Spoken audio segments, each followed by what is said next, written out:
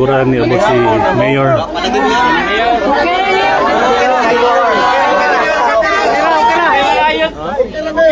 Ayaw na may kaunay!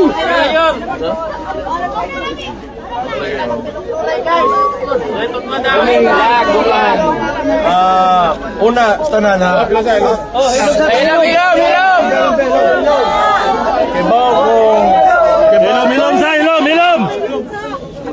Kibaw kong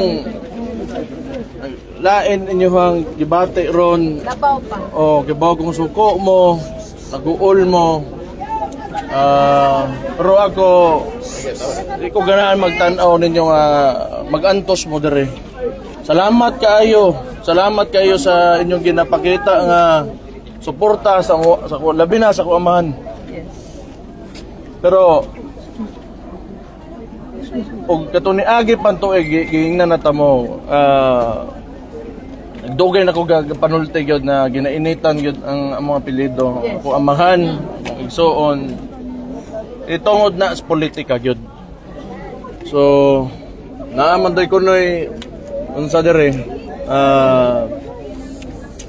nakoy nadawat nga impormasyon nga sudlon daw ang bahay. Wala may kaso. Walay kaso na gyud sa tinuod lang. So sila gusto sila mo tanaw ana nakoy respeto sa trabaho sa pulis. Ang problema diha wa koy salig sa liderato nato karon. Bantay na. Unang importante gyud karon nakahibaw ta sa mga katungod. Kana gyud dili ta basta-basta lang pareho sa gibuhat nila sa kuamahan. Wa gyud ko kibaw nganong tuan na dito sa Netherlands karon sa Hague. Kaning questionable ang mga legality sa actions karon sa PNP, not because, again I will reiterate, not because sa mga nanarbahong mga gagmay mga pulis da mga bagranggo, but sa liderato nila ang Chief PNP o ang presidente karon. Kita man mo nga pagkahuman nga sakay og eroplano ako amahan, nagpresko ng presidente, ni angkon man siya nga ni participate sila. Gihatag nila ako amahan, and probably kami na ako na isunod kay o kinsa ba sa mo kay tungod mga anak din niya naapod mis politika. Pero again, itong mga nanganhi dire, salamat kaayo, dako kay na nga butang sa amuang pamilya, labi na gyud karon nga niya mo nga mosuporta sa amuha. Kami nanarbaho lang gyud mi. Ako sukad na vice mayor ko, naning kamot ra gyud in town ko nga mapatunayan ako ang sarili sa inyo nga ako dapat may manarbaho aning posisyonan ni. Hantod karon maulang gihapon na wa milaing gusto aning kalibutanan ni kundi manerbiso sa inyo ha. Salamat kaayo. Sobra-sobra na inyo ginapakita. O gusto nako nga makapahuway mo o mauli mo. Kung unsa man ni dawato na mo ni. Kaya man namo moatubang ikibaw man may ako bisag kani karon wa koy sa nila. Wa koy sa bisag kang kinsa.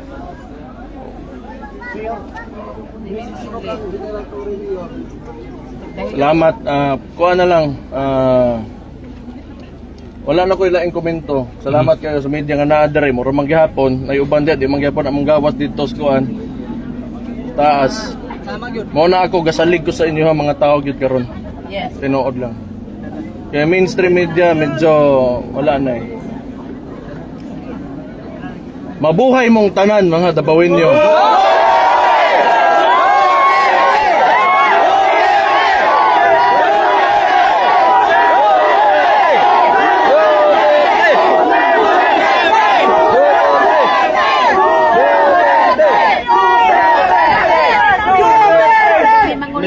Sige lang. Ayaw na mo kaguol. Kuan lang ta, kalma lang usa ta. Nay pareha sa ingon sa kuamakan. There's a time and place for everything. Marcos pagod.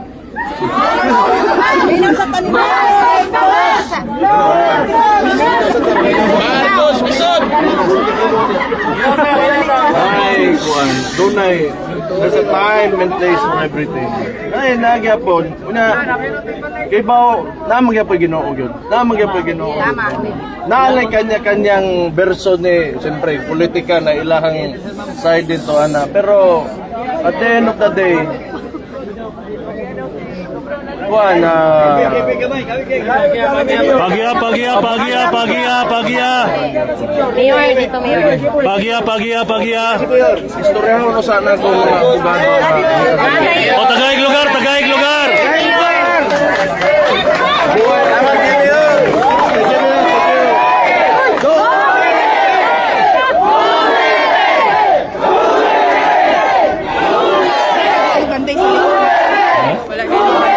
Oh, mabitaw dito ko ni Juan. Dito ko ni Pisto. Nagato ka dito ya? Ganyan pa ko dali. Ay, Mao to mga idol. Bago ra gyud niabot si Mayor Baste Duterte. O nagpahayag siya sa mga tao diri karon sa Doña Luisa. Mao to latest na to diri karon. Timing gyud. Naabtan gyud nako. O karon nagduol siya dito sa mga abogado ug iyang istoryahon ng iyang mga abogado nga naa po karon dire sa Doña Luisa subdivision dire sa residence sa atong former president PRRD.